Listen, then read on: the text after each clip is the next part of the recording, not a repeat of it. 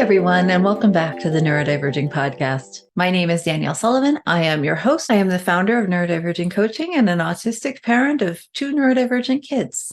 I'm really glad you're here joining us today. I want to thank my patrons for supporting this podcast. Patrons pledge a small amount of money every month to keep the podcast rolling, and any extra goes to support our lower income sliding scale clients who really appreciate the help.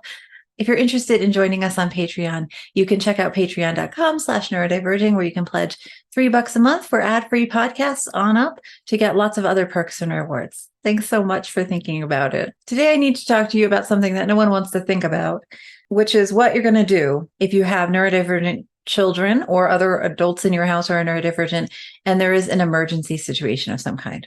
A couple of years ago, in late December in 2021, there was a fire in Colorado called the Marshall Fire, which ended up being the most destructive fire in Colorado's history. And we have a lot of wildfires. A couple of people died, hundreds, maybe thousands of homes were lost. There was smoke damage everywhere. The fire started at around 11 a.m. and moved very, very, very quickly to the point that at 5 p.m., it was thousands of square miles big. Tens of thousands of people had been evacuated, and there was smoke in the air for miles and miles and miles around. Here in Colorado, we do have a number of potential weather disasters that can happen. Just in the time I've moved here since 2011, we have had significant flooding in my area, significant wildfire concern in our area. Most years there is hail damage to someone in my nearby area. If not my neighbor, then a friend from down the road a little bit has significant hail damage to their vehicle, to their home, often to our gardens. So in many ways, we're used to handling, some significant disasters. The Marshall Fire came within a couple miles of our home and prompted myself and my 2 children and our 2 cats to evacuate up to a family member's home in Greeley, about an hour north. We had, as I said, some knowledge that the fire was happening. It became very clear very quickly that it was growing fast, that it was moving quickly. They had evacuated 2 huge towns. There was this case of, we were watching it on Instagram, just watching people's stories and, following it on Facebook. And there was a Costco where it had been safe. People had been shopping, people had been doing their thing. And within minutes, it became very clear that the fire was moving in that direction and the Costco had to be evacuated. And there were these videos of people running from the Costco with the flames, in the back. And luckily, everyone in that situation was okay, but it was really frightening. The reason, and I've had this on my list to talk about for several years, and it's just, I guess it's never felt like a good time to be like, hey, natural disasters happen. With the weather and the temperatures that we saw this year in the summer, and with just everything else going on, I think it bears talking about now how you and your family can be better prepared to evacuate if you ever need to. So from my perspective, there's lots of resources you can go get from your government, from your local authorities, from all the survivalists that are home on the internet. If you want to learn to make a bug out bag, if you want to learn how, to make an emergency plan, there are lots of resources to do that with. That's not what I'm trying to do today. What I would love to do is just talk to you about my experience of having to evacuate for this fire on very little notice, with 2 small children and 2 cats, and to tell you some of what I learned that I hope can be helpful for you in your thinking about how you're going to create safety plans and how you're going to talk to your family ahead of time of something happening so that you have a plan in place. If nothing else, this experience really, really, really drove home for me that you do need to have a plan in place. And we were very lucky that we had some things already in place, though we could have done better. I feel like you can always do better, right? And somehow I feel like many of us think, well, either something will happen and there'll be lots of time, like I'll know it's happening and I'll be able to, pre-evacuate or get my stuff together or talk, join my community efforts, or something will happen so quickly that it won't matter that I'll have prepared, right? And the reality I really think this drove home for me is that in most cases you have some warning. You might not have days of warning, but you do have some warning and you do have time to do something.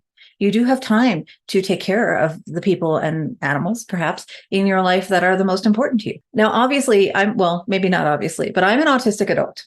Okay. I have significant anxiety. I don't handle changing plans very well, though I am much better at it than I used to be. I'm much more flexible than I used to be. Nobody handles an evacuation particularly well. My children are autistic ADHDers. We have some PDA traits. We have a lot of anxiety.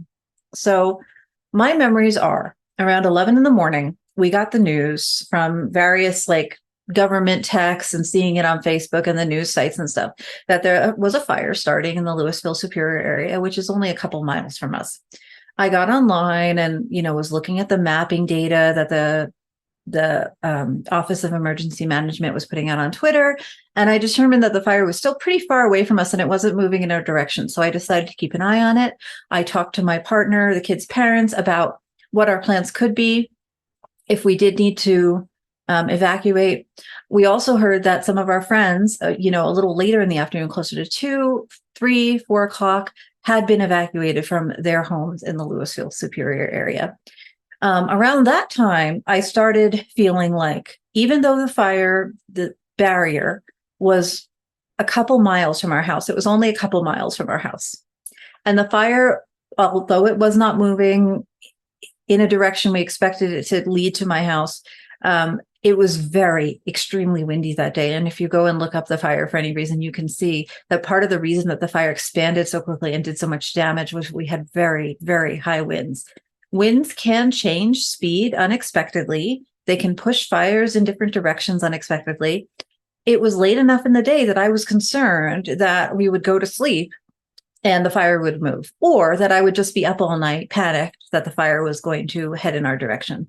So I decided to evacuate myself and the kids and the cats to a family member's significantly north, so that at the very least, nothing would happen and I would sleep because I knew we were safe. We would be out of the local area.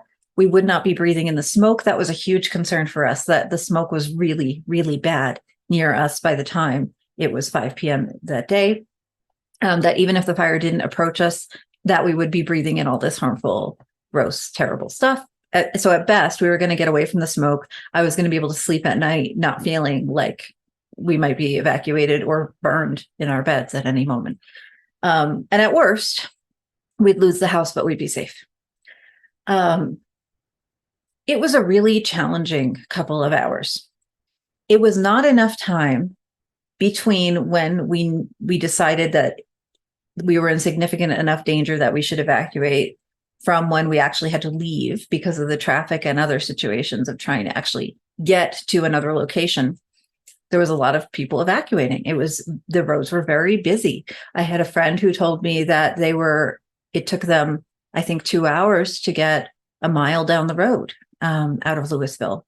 So there was significant concern that we needed to be able to leave early enough to actually get somewhere. I had told the kids, as soon as people started evacuating and as soon as you could see some of the smoke over the horizon, that there was a bad fire near us. I didn't say it in a threatening, scary way, but I let them know that there was a really bad fire, and we should maybe not go outside too much today because of the smoke, and it was going to potentially hurt us and make us cough and things. As we made the decision to evacuate, my co-parent was not in the home with us and was not able to be. So I was evacuating the 2 kids by myself. It was about 5 days after Christmas. The fire, unfortunately, was on December 30th. And so I told my children that we were going to have to leave, that I thought the house was going to be okay, but I wasn't sure, and that it was more important that we were safe than anything else. They had significant reactions to that. They were very scared. They were very sad. They were very worried about their things. They were about 6 and 8 at the time, I believe. I could be getting the math wrong. They were young. I gave them each a big plastic trash bag, and I told them, please pack anything that is really, really, really important to you in this plastic trash bag. They both packed their bags full of their stuffies, which was cute. But then, I went back and I packed some clothes for them. I packed their toiletries. I packed, all the things. They both brought their Christmas candy, which I thought was a good choice considering how stressed everyone was, that maybe we should have some sugar with us. We obviously packed the cats up. We packed some towels. We had some bug out bags. We did pack them and some water with us, even though we were going to a family member's, because I thought, well, if the roads if something happens, like at least we'll have water and some food. The bug out baths would only last us for a couple of days, but it's something. And we left the house. We did make it to my family member's house fine. We slept fine that night. We woke up in the morning and our house was still there. I cannot tell you what a relief that was. Unfortunately, the damage was immense. The community as a whole is still rebuilding from it years and years and years later. We drive through Louisville and Superior regularly for my children's appointments, and houses are still being rebuilt. Many people lost everything. And many people couldn't afford to have their houses rebuilt because of insurance challenges. It continues to be a really challenging situation for our communities over here. That said, our experience was way better than it could have been. It was an awful experience. But we had done some things ahead of time that made the whole thing a lot easier to handle. Here are my tips for if you want to start a conversation in your household about getting ready for emergency situations and you're not sure what to do. First of all, set some time aside. Recognize that talking about a potentially life-threatening situation is not like something you want to spring on somebody unexpected, especially if they are maybe anxiety prone, right? So set some time aside. You can say something like, hey, so-and-so, I heard this podcast, was reading a book, heard about this thing in the news, and it made me think that it would be really smart to have some kind of emergency plan in place for our family, household, partnership, whatever group, okay? Could we set aside some time in the next week or two to talk about this, okay? If you get an immediate no, because some of us are immediate knowers, that's okay. Say, okay, thanks for thinking about it. Go away, honor them, and then come back a week or so later and say, I've still been really thinking about this issue. It's heavy on my heart. It's really something I would like to work on. Would you be willing to sit and talk with me about it? If you continue to get declinations, if people continue to decline, which is their right, I would encourage you to sit down and make an emergency plan for yourself, right? Ideally, we want all of our adult people in our life to be in on the same emergency plan. You'll have the best amount of success or likelihood of success. That said, sometimes people are just not going to be able to meet you in that place yet. And hopefully, once they see you working on it, they'll come around. But they might not ever come around. And that doesn't mean you shouldn't have a plan in place for yourself and anybody else under your care. Okay. Second, take your concerns seriously. So a lot of clients that I work with, when we're setting up systems or framings for tasks that they have to accomplish, things they have to do, things they have to talk about with people, a lot of people feel like their worries, whatever they are weird or different or minuscule or maybe shouldn't be a worry. And then what happens is when we're trying to make an emergency plan, the person is so hung up on this idea that they just shouldn't worry about that, like it shouldn't even be real, that they can't get through the emergency plan. So for example, say you're in a car and there's a car accident and you were taken to the hospital and you're worried that your partner will not be able to find you or know what happened, right? I would say that's a reasonable worry, but for whatever reason, it might be that in your life, people have told you, well, that's not something you should worry about. Like you'd have ID on you. They would have the records. They would call, your person would call around for you. They'd find you. So you might have been told and internalized that it's not a reasonable concern, quote unquote, right? My advice for planning for an emergency is if you have a concern, assume it is a reasonable concern and plan for it. Okay. Don't let other people tell you that your concern is not a reasonable one. And don't let that stop you from moving forward with your emergency plan. So in that case, what we might do is say, well, what are the concerns behind why you think your partner might not be able to find you if you were, brought to hospital? What could we do to make sure they'd be able to find you if you were brought to hospital, right? And then once that's out of the way, then what's the next thing on the list of planning for an emergency? Okay. Take your concerns seriously, even if other people don't share them. Make a plan to address your concerns seriously, even if other people don't share them. And that will open you up to being able to handle actual big emergencies when they come up, because you're not so weighed down by things that other people are telling you shouldn't take seriously. Your concerns matter. take them seriously, even if they're not what other people are worried about. Okay.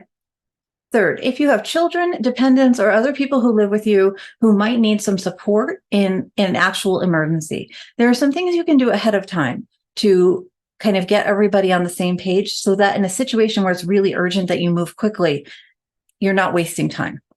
The first thing is just talk to them, communicate with them, however that happens. Let them know at whatever level that they can contribute, please help, let them contribute, even if they're children, even if there's a developmental disability, whatever it is. Ask people what they would need to feel okay in that as okay as possible in that emergency, and help them incorporate that into the emergency plan. Okay. If somebody is worried about an attachment animal, a weighted blanket, a piece of art, whatever, make a plan so that is on your list of we need to handle this items in an emergency, right? Now, obviously, in some cases, there won't be time and you'll just have to move and you'll not be able to bring the thing, right? But in some cases, like my situation, we had a couple hours, right? We didn't have a lot of time, but we had a couple hours. Had there been a concern about, say, an attachment item, an old stuffed animal, an important set of photographs, we could have popped those in the fire safe before we left, right? Or we could have taken them with us. We had time to pack the car. So talk about it ahead of time and help, incorporate everybody's needs as best you can into the list you're making. Second, depending on who you're working with, consider whether you can make visual supports, visual aids, or any other kind of aids to pull out in an emergency. So for example, you might be able to make an action strip of in an emergency, first we do this, then we do this, then we do this, so first we leave the house, second we get in the car, or first we listen to mom, follow her instructions, second we, do this, right? Whatever it is, and you can make a set of action strips for different potential situations, right? Don't make 30, but you can make like 3 or 4 for different kinds of situations, right? Where you have less time or more time. Have them available. Make a binder somewhere in your house that's like the emergency situation binder that has all your contacts, all your lists, all your action items, and all of your visual supports in one place. Make copies if possible, and put them in friends' houses or your support people's houses, your emergency people that you might go to in an evacuation situation. If possible, make a digital copy and keep it on your phone or in your Google Drive so you can access it if something happens when you're not at home. Okay. And then the last thing I want to say is please practice what to do in an emergency. Okay. So we're homeschoolers, which means that we have, for better or worse, managed to opt ourselves out of things like fire drills, active shooter drills, right? Emergency preparedness drills of all kinds that happen in school systems. That means that when we're at home, we have to be really on top of I have to be really on top of making sure that my kids know what to do. What do you do if someone comes in the door when I'm not there? What do you do if I fall asleep and you can't wake me up? What do you do if there's a fire? What do you do if there's a flood? What do you do if, right? And when I'm listing it all out like that, it probably sounds overwhelming and like I'm traumatizing my kids, but you don't do all this in one fell swoop. You do like one a month, right? And you just sort of bring it up the same way you bring up that the earth is round and that oxygen is in the air when you're teaching small children, right? You bring things up over and over again till it sticks. The same way you drill your math equations by drilling, or how to read or write by drilling, or even how to knit by doing it over and over again. The more that you talk about and physically practice as best you can evacuation maneuvers, the more you talk about your safety plans, the more you talk about the fact that the binder exists, the more you talk about the fact that if this ever happened, and it probably won't, this is our plan, the more your kids and other people will internalize that plan and be able to pull it out themselves in an emergency if you are indisposed or if something happens to you, right? Because that's another concern, is if there's only one main emergency person, and that's me, if something happens to me in the emergency, right? Are my kids going to be able to get help, right? And so you have to be thinking about replicating what you're doing and dispersing it so it's not just you who has all the plans in your head. All those plans need to be in as many people's heads as possible, and there need to be backups so that if something happens, we all forbid it, if something happens, people still know what to do, people will still be safe, okay? I know this is a stressful topic. I really appreciate you tuning in today, and I hope some of this was helpful for you. My best advice is don't panic. Hitchhiker's Guide all the way, you guys. Don't panic. Take some deep breaths. Remember that most of us end up okay in the long term, but it does not hurt to be prepared. And if you are someone who gets nervous or who's going to freeze in an emergency situation, making those plans, and you can do it with a coach, with a therapist, with a friend, right? With a teacher, making those plans ahead of time and having them accessible is going to really support you in a potentially very difficult situation and make sure everybody gets out okay. All right. Thank you again so much to my patrons for supporting this podcast. I really appreciate you all. Check out patreon.com/neurodiverging if you would like to contribute and help support this podcast and help us keep going. I really appreciate you tuning in. Please press like, press subscribe, whatever platform you want. It really helps other people find us. And please remember, we are all in this together.